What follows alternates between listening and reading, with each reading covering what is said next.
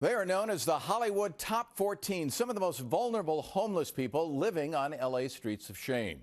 The city is spending more than $1 billion to combat homelessness. But as the I-Team's Joel Grover found, thousands of people who are battling things like mental illness or substance abuse, like the young man that you see here on the street, are being left out.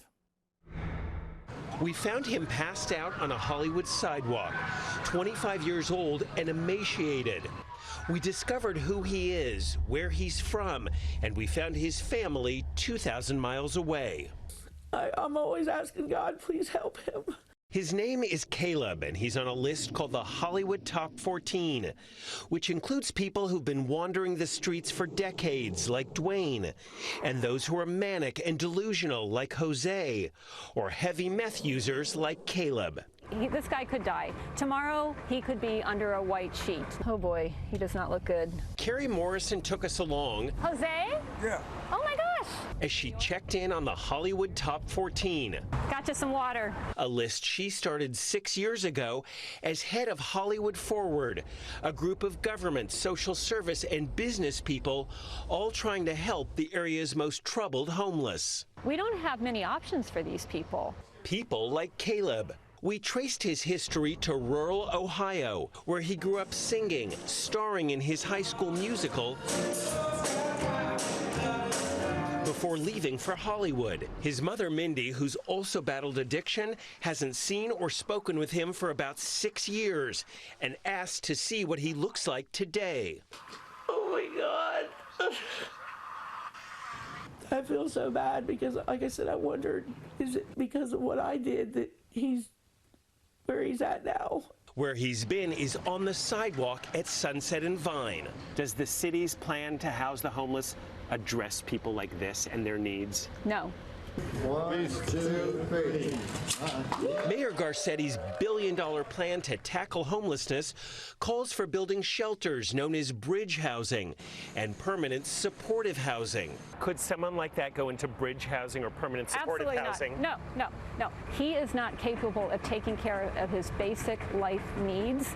And there are thousands of people like that on the streets of LA.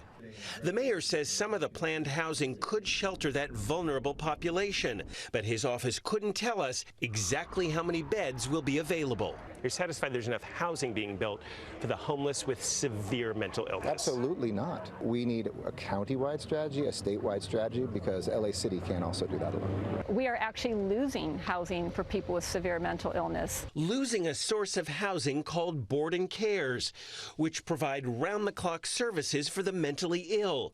72 of them have closed in the city of LA in the last 3 years. This place right here gave me an opportunity. This man moved into the Harborview House Board and Care from Skid Row 6 years ago. It was the largest board and care for the mentally ill in California. But now the city has approved plans to convert it into high-end apartments. When it closed down recently, some residents moved onto the sidewalk across the street. It's hard when you out here on these streets. Do we have enough mental health services and drug treatment services for all these people on the streets? We have nothing. Reverend Andy Bales runs Skid Row's Union Rescue Mission. We aren't even scratching the surface of the need.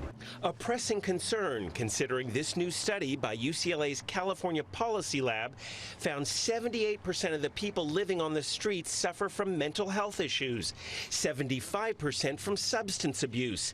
That's about 3 times higher than the city's previous estimate. Caleb, I want you to live.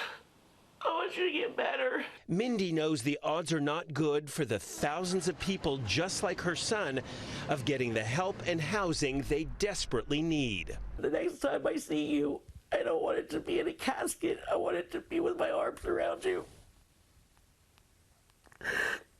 After the I-Team found Caleb on the sidewalk 2 months ago, an outreach worker got him to a hospital and then into a rehab where he's at now. But just this morning, in the exact same spot where we first saw Caleb, we found someone else, a young woman unconscious on the ground. A reminder that there's no shortage of people struggling on LA's streets of shame. Back to you.